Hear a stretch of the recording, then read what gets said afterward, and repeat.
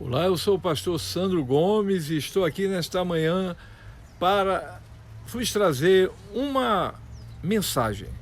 A mensagem está na segunda carta a Timóteo, no capítulo 2, versículo 15, que é um texto bem conhecido que trata da preparação do obreiro, o obreiro envolvido na obra de Deus. Diz assim Paulo a Timóteo, no capítulo 2, versículo 15: procura apresentar-te a Deus aprovado, como obreiro que não tem de que se envergonhar e que maneja bem a palavra da verdade. Portanto, é um texto que expressa o desejo de Paulo de ver Timóteo a cada dia avançando na proclamação do Evangelho. Dentro da própria cronologia bíblica, histórica, sabemos que Paulo está preso em sua prisão da masmorra em Roma. Não é a prisão de Atos dos Apóstolos, no capítulo 28, registrada pelo seu amigo, médico, evangelista Lucas.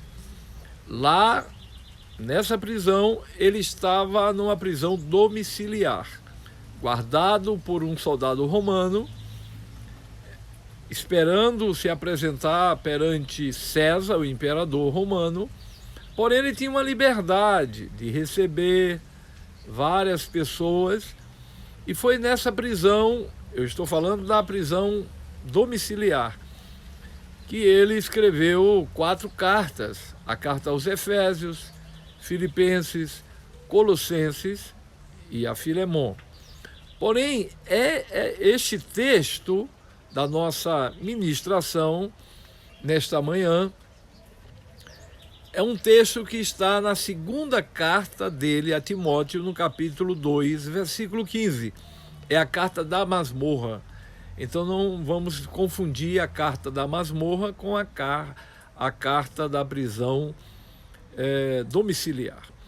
Portanto, queridos irmãos, portanto, querido amigo, querida amiga, vamos refletir e entender o que Paulo quis dizer a Timóteo quando ele diz assim. Quem era Timóteo? Quando ele diz assim: procura apresentar-te a Deus aprovado, como obreiro que não tem, trabalhador no reino de Deus, como obreiro que não tem de que se envergonhar, mas que maneja bem a palavra da verdade. Timóteo era um jovem que a Bíblia nos fala que a mãe dele era Eunice e a sua avó era Loide. Timóteo, ele dava um bom testemunho.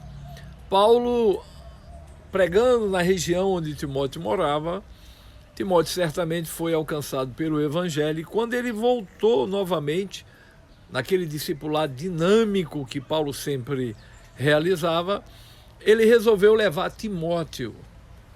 Timóteo passou a fazer parte da caravana missionária, da equipe missionária de Paulo, e se torna o seu filho na fé. Timóteo não era filho carnal de Paulo, porque Paulo, ele, na verdade, vivia de forma, vamos assim dizer, como solteiro. Mas, contudo, Paulo, ele viu em Timóteo alguém que, vamos assim dizer, ele poderia passar o bastão da responsabilidade missionária. Paulo também teve um outro filho, que ele também diz que era filho dele, Tito, que lá em Creta fez um excelente trabalho. Mas, contudo, Timóteo era aquele filho que tinha até uma certa debilidade física, e Paulo ali se preocupava muito com o problema que ele tinha de enfermidade, alguns problemas, mas o Senhor era com Timóteo. Em alguns momentos, Paulo disse, por exemplo, lá para a igreja em Corinto: receba Timóteo, não despreze a mocidade dele. Paulo tinha Timóteo como um obreiro fiel. Porém, queridos, O contexto desta segunda carta é um contexto em que Paulo estava preso na prisão da masmorra, prestes a ser martirizado, como assim o foi por volta do ano 67, 68. Mas Paulo, nessa carta, na segunda Timóteo, ele escreveu a primeira epístola, provavelmente solto da prisão domiciliar, e depois foi preso novamente. E então Paulo está instruindo, Paulo está orientando, Paulo está incentivando, Paulo está estimulando o jovem Timóteo. Porque Paulo reconhece, ele fora revelado pelo Espírito Santo, que ele estava prestes a ser martirizado. Então, quando a gente lê o capítulo 1 da segunda carta, a gente entende melhor o que Paulo quis dizer a Timóteo. Procura apresentar-te a Deus aprovado, como obreiro que não tem de que se envergonhar, mas que maneja bem a palavra de Deus. Na segunda carta a Timóteo, no capítulo 1, nós percebemos que Paulo diz que Timóteo não venha se envergonhar do testemunho de Cristo. Ou seja, Timóteo não se envergonhe de pregar o Evangelho. A igreja estava sob grande perseguição. O imperador Nero estava perseguindo os cristãos. E ele colocou até a culpa do incêndio de Roma para os cristãos. E foi nessa ocasião que Pedro foi preso, foi martirizado também, e Paulo também foi martirizado. E aí Paulo diz, também não tenha vergonha de ser conhecido como meu amigo.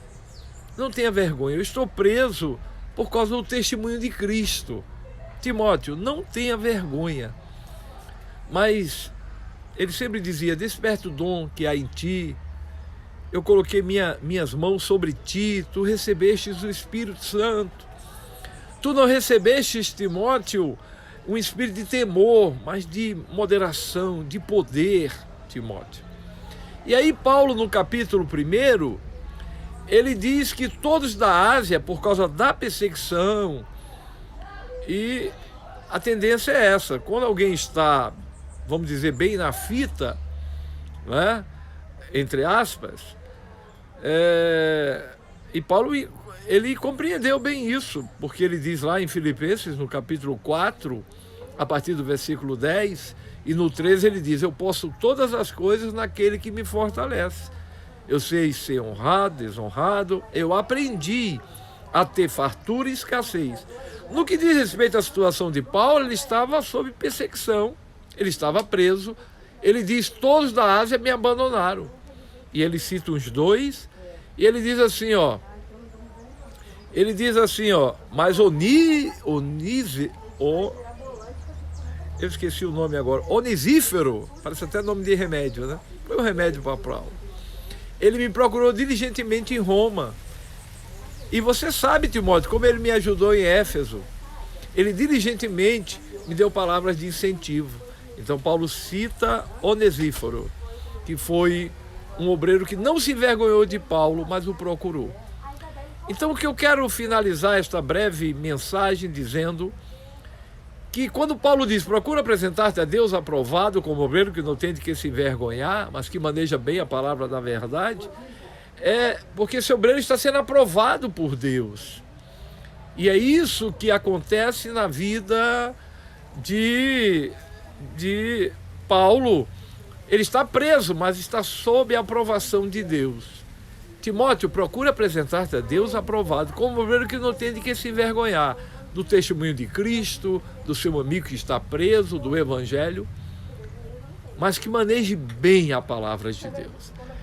Eu, em nome de Jesus, vou, com a graça de Deus, trazer a segunda parte desta mensagem, porque eu escolhi até um tempo aí razoável, mas tem dois obreiros que eram bons de Bíblia, dois diáconos, e eu pretendo, na segunda parte desta